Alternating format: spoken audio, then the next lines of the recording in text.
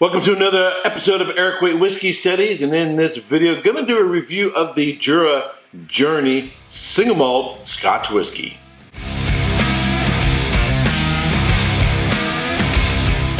So, the first time I tried whiskeys from Jura were some minis that I bought about 6 years ago, very early in my whiskey journey. So, this is my first time returning to Jura with some actual full-size bottles. I currently have a bottle of the Journey, the 12-year-old, and the 18-year-old. I'll be reviewing the 12 and 18-year-old in other videos. I remember when I first tasted these from small samples, wasn't overly impressed, but I'd seen a number of videos in which they had a rep on. I think there was on Scotch for Dummies, and the rep said there were some changes going on at the distillery, so they were going to hopefully improve their whiskeys. Well, now it's been a few years, so hopefully we're going to see on the market now something better than what they had before, because, to be honest with you, I wasn't really impressed with those little minis. But before I get into this one, let me tell you a little bit about the history of Jura Distillery. Jura is an island in the Inner Hebrides of Scotland, adjacent to and northeast of Islay. The island of Jura is 7 miles wide and 30 miles long, and it has only one road, one pub, and one distillery. In 1810, the original distillery was founded, which was named Small Isles Distillery, founded by Archibald Campbell. In 1853, Richard Campbell leased the distillery to Norman Buchanan from Glasgow. In 1867, Norman Buchanan filed for bankruptcy, and J&K Orr took over the distillery. In 1876, the license was transferred to James Ferguson Sons. In 1901, James Ferguson Sons dismantled the distillery. From 1896 to 1907, James Ferguson Sons listed the distillery as Small Isles, Lag, and Jura. So the distillery went through 3 different names. From 1960 to 1962, the distillery was rebuilt by Jura Distillery Company Limited, designed by William Dellum Evans. The distillery was controlled by McKinley Macpherson Limited, a subsidiary of Scottish and Newcastle Breweries Limited, which also controlled Charles McKinley and Company Limited to create work on the island. In 1963, the new Jura Distillery was opened and distilling began. In 1974, the first Jura single malt became available. In 1978, Jura Distillery is expanded from 2 to 4 stills. In 1985, McKinley Macpherson Limited and Charles McKinley and Company Limited was bought by the Invergordon Distillers Group. In 1993, the Invergordon Group was taken over by White & Mackay Limited.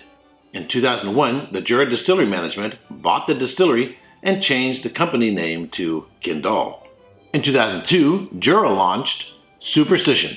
In 2003, the Jura Distillery reverted the company name from Kyndal back to White & Mackay Limited. In 2006, the Jura 40-year-old single malt Scotch whisky was released. In 2007, United Spirits bought White & Mackay. The Jura 18-year-old Dellum Evans and 8-year-old heavily peated expressions were released. In 2008, a series of 4 different vintages called Elements were released. In 2009, heavily peated Jura Prophecy single malt Scotch whisky was released. Again, in 2009, a series of 3 different vintages called Paps were released. In 2012, the Jura 12-year-old single malt Scotch whisky was released. In 2013, the Jura 30-year-old Kamas Anstaka, the 1977 Jawar, and Turris Mara single malt Scotch whisky were released. In 2014, White & Mackay was sold to Emperador Incorporated. In 2016, the Jura 22-year-old One for the Road single malt Scotch whisky was released. In 2017, a limited Jura One and For All single malt Scotch whisky was released. In 2018, the new Jura Core range was released, the 10, 12, and 18-year-old single malt Scotch whiskies. And in 2019, a new range of duty-free from Jura was released.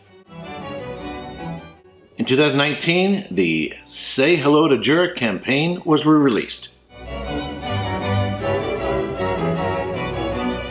The Jura Journey Single Malt Scotch Whisky was aged in American white oak bourbon cask. It's bottled at 40% alcohol by volume and sells for anywhere between $29 and $35. So it's at 40 ABV, probably chill filtered, most likely got a little bit of E150 going on there. But you know, it's running around in that $35 range, so it's sort of a beginner's whiskey. I've already tasted the 12 and the 18. I already know I like those a lot more than this one, but they also cost a little bit more. But I'll tell you more about those in another video. In the meantime, minute aromas of orange citrus, a little bit of pineapple. There's a hint of maltiness there. Some vanilla. There's sort of like an orange creamsicle there going on there. And a little bit of honey on the palate. On the palate, the nose is confirmed orange sickle. That's those orange popsicles with the vanilla center. A little bit of honey, a little bit of maltiness showing on the back end. Not much else going on. There's not much development. The short is, I would say, short to medium. Not much depth, not much breadth, not a whole lot going on. There's no way in the world I would want to put some water in this. In fact, if you like a little bit of whiskey in your water, this is a bottle just for you. It's an okay whiskey. It's not impressive. I would say it's somewhat disappointing, rather lackluster. And unfortunately, if this is the first thing you have from Jura, the only thing you have from Jura, then you're going to say, well, I'm going to write off Jura.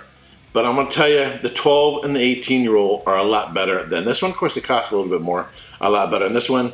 Score-wise, I'm going to give this like 82 points. 82 points. I'm going to give it a pass, even though it's only, you know, in the $35 range, because there are some other 12-year-old single malt scotches that are even at 40 ABV, say the Cragganmore 12, that I would refer to, or I would, you know, recommend before I try this one.